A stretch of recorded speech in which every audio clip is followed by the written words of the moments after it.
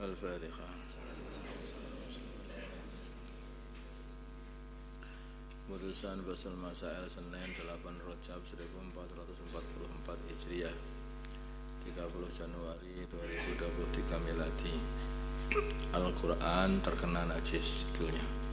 Ada seorang mushaf terkena najis. Ada seorang santri, sebut saja namanya Ahmad. Dia hanya memiliki satu mushaf Al-Quran saja, yang mana itu pun adalah ini apa dah? Cukup panjang.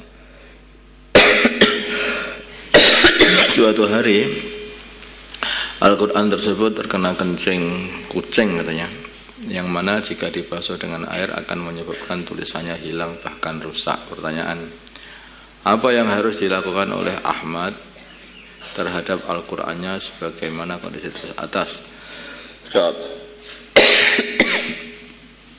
Apabila najisnya mengenai tulisan Al-Quran, maka wajib membasuhnya, walaupun menyebabkan Al-Quran tersebut menjadi rusak.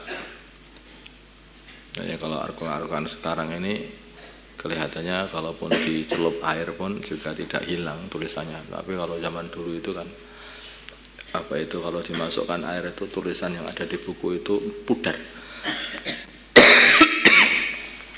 Sekarang kayaknya tintanya itu lebih baik dan kertas pun juga lebih kuat daripada kertas zaman dulu. Tadi ini seumpama walaupun menyebabkan Al-Quran tersebut menjadi rusak, maka tetap wajib harus disucikan dulu. Dan jika tidak mengenai tulisan Al-Qurannya, hanya pinggirannya saja atau samaknya saja, cover, maka tidak wajib membasuhnya. Ya dilap aja lah. Bermakmum kepada orang kafir. Ada seseorang yang pekerjaannya adalah sebagai imam masjid saja. Setelah wafat, istrinya bercerita bahwa suaminya telah berpindah agama selama 1 tahun terakhir ini. Walaupun begitu, ia masih tetap mengimami di masjid tersebut, padahal ia telah pindah agama. Bagaimana hukum sholatnya makmum pada setahun terakhir setelah mengetahui kondisi imam yang semacam itu? Menurut pendapatnya Imam Nawawi ini, dalam kitab Radhatul Talibin, sholatnya tidak wajib diulang atau tidak wajib diqadha. Jadi perlu diganti. Sholatnya para makmum tadi itu tidak perlu diganti, tidak perlu diqadha. Kemudian sholat sunnah bagi yang punya qadhaan sholat. Bagaimana hukum mengerjakan sholat sunnah bagi orang yang mempunyai qadhaan sholat fardu? Bagaimana hukum mengerjakan sholat sunnah bagi orang yang mempunyai qadhaan sholat fardu? Jadi beberapa santri itu banyak punya qadhaan. Masya Allah, memperhatikan sekali juga itu. Karena itu hutang dia kepada Allah. Selanjutnya diperinci, jika meninggalkannya karena uzur, yaitu alasan yang dapat diterima syarat, maka sholat sunnah yang ia kerjakan adalah sah dan tidak haram.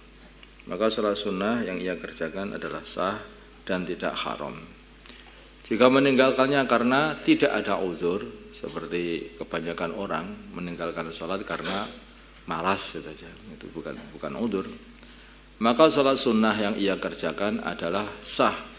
Tetapi dia berbuat sholat sunnah tanpa memperhatikan sholat fardunya yang ditinggalkan tadi untuk diqadhanya, maka itu perbuatan seperti itu adalah haram.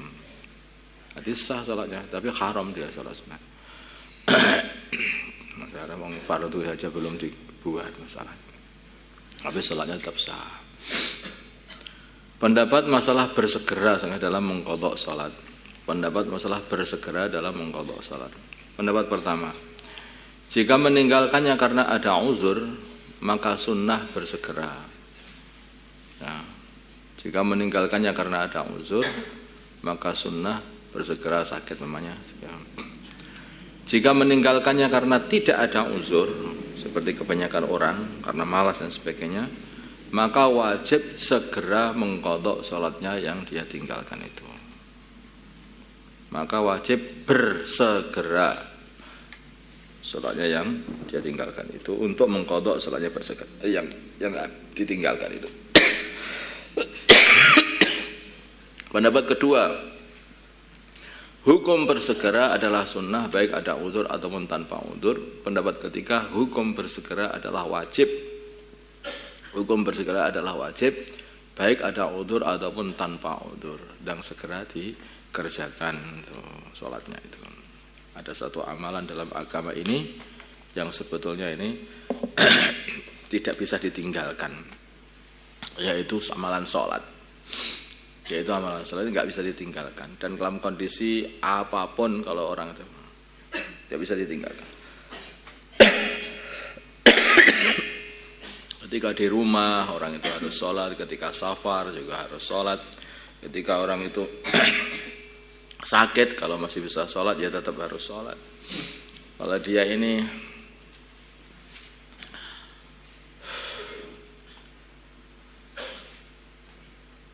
perang pun loh, itu loh dalam Islam itu nggak ada kok terus ini perang itu ini boleh ditinggalkan sholat, enggak.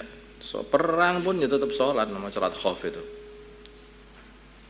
Makanya karena sholat ini penting sekali dalam Islam, maka seperti dikatakan as-sholatu imaduddin, sholat itu ya tiangnya agama. Faman aqamaha faqad aqamaddin. Mendirikan sholat, menegakkan sholat, itulah menegakkan agama.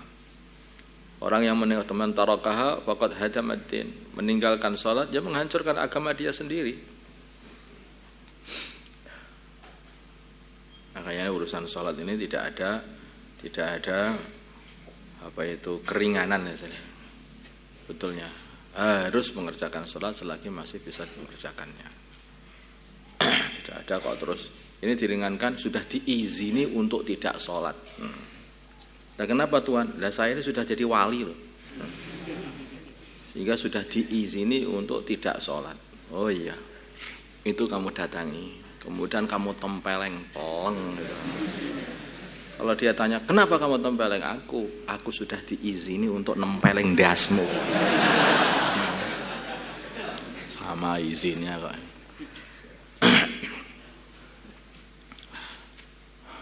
Masalah mengqadha sholatnya orang yang sudah wafat. Mengqadha'i sholatnya orang yang sudah wafat.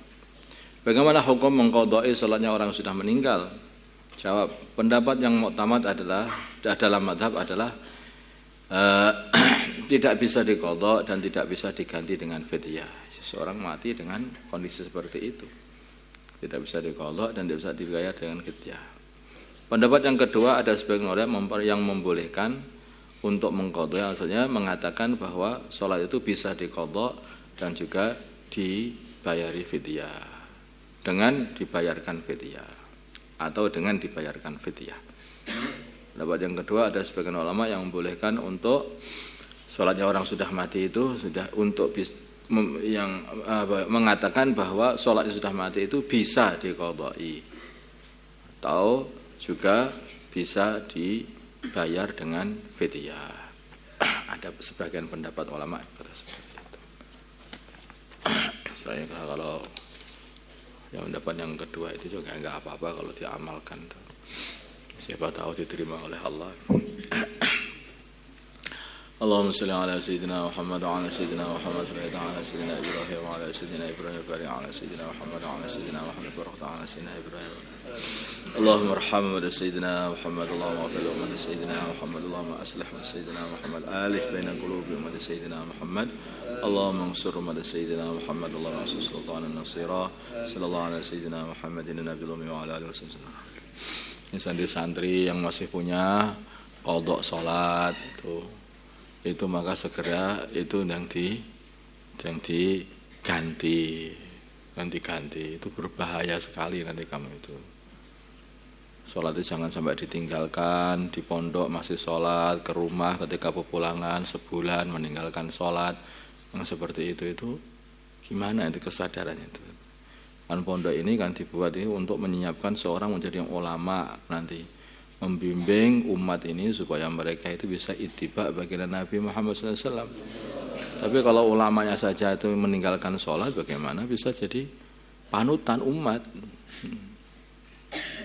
Paham nggak ini? Makanya itu urusan sholat itu jangan sampai dibiarkan larut-larut, dibiasakan meninggalkan sholat itu berbahaya banget. Orang meninggalkan sholat itu ya artinya itu imannya lemah. Kalau orang itu sudah berani meninggalkan sholat fardu, itu sudah berbahaya betul itu. Lama kelamaan itu bisa lepas itu iman itu. Karena iman itu lepas itu dimulai dari sedikit, dari menjauhi orang Islam, meninggalkan sholat sunnah, meninggalkan sholat fardu. Lama kelamaan dia tinggal gantilannya itu syahadat saja. Kumpul lagi dengan orang-orang kafir, lepas ini bisa iman itu. Makanya sebetulnya itu ibadah itu penjaga iman kita. Maka wal 'asr innal insana lafi khusr illa alladziina aamanu wa 'amilus shalihat wa tawashaw bil haqq wa tawashaw bis sabr. Jadi dimulai dari iman. Kalau orang itu imannya menguat, maka dia itu akan tidak bisa dibendung untuk amal soleh.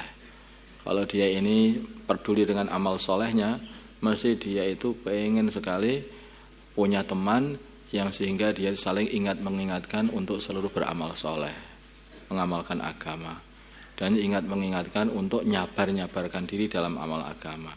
Kalau tidak ada teman untuk mengingatkan, mesti amalan solehmu itu pun mesti akan hilang suatu hari.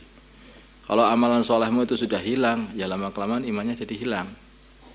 Gitu loh. Ini ada urutannya, iman, amal soleh, terus amar ma'ruf nahi 'anil munkar, terus saling mengingatkan untuk saling membetah-betahkan diri dalam amal agama. Jadi kita harus punya teman, nggak bisa sendirian itu. Harus punya teman, satu sama lain itu saling ingatkan aku nanti, ajak aku ketika sholat jamaah, ajak aku nanti ketika dakwah, ajak aku, terus minta. Buat pertemanan seperti itu, pertemanan karena agama, karena Allah. Al-Fatihah.